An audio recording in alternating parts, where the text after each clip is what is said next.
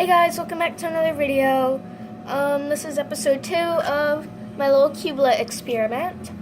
As you saw last episode, I explained what most of these did. I explained the bar graph, knob, battery, wheels, turny thing, and flashlight did. So I went ahead and connected them all together just so you can kind of see the overview. If you have not seen that episode, I suggest you go watch it because it was pretty awesome.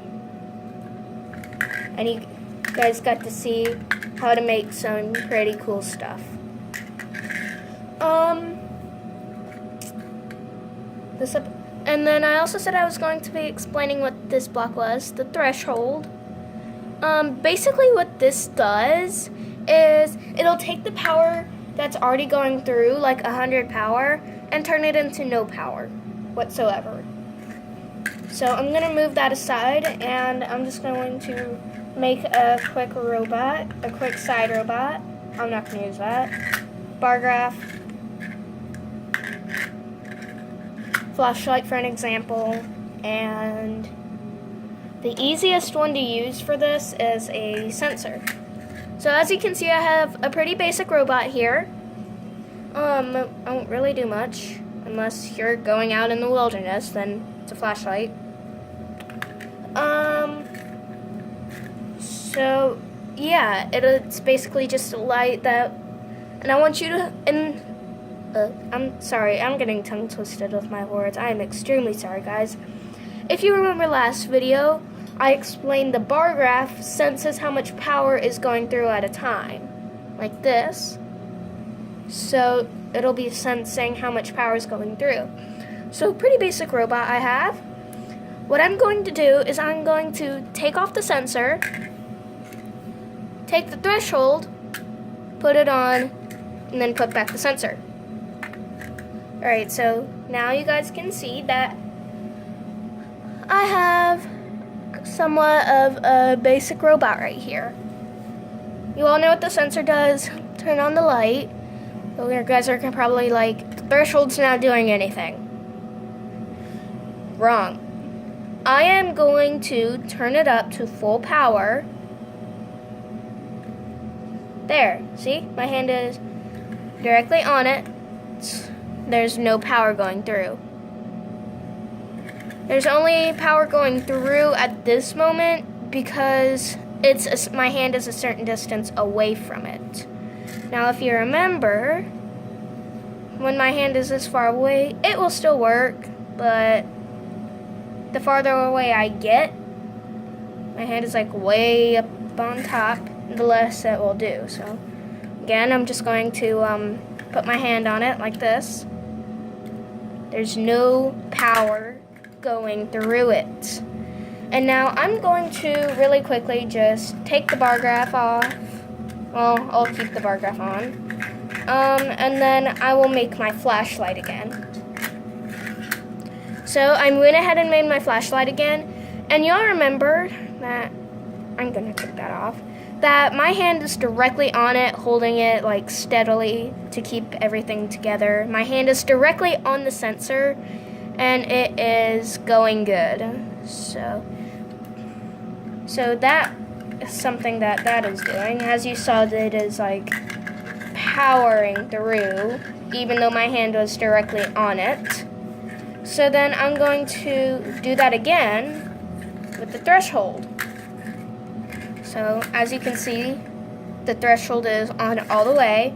I'm going to put my hand directly on it like I did on the flashlight, and it's not working. The light is not working. So that's what the threshold does. It will take the power going through the your robot and make it completely stop. And that's what that will do. I'm not sure I really explained what the daylight sensor did last video, so I'm just going to explain that again. It's not really that effective just because I don't have a speaker block. That's pretty much self-explanatory. It will have a certain noise going through it. No, you cannot connect it to your phone and it'll be like whatever noise you want. It's like a certain noise it will do. It's basically will be like an alarm clock for you. So, I'm just going to make a basic robot. Battery.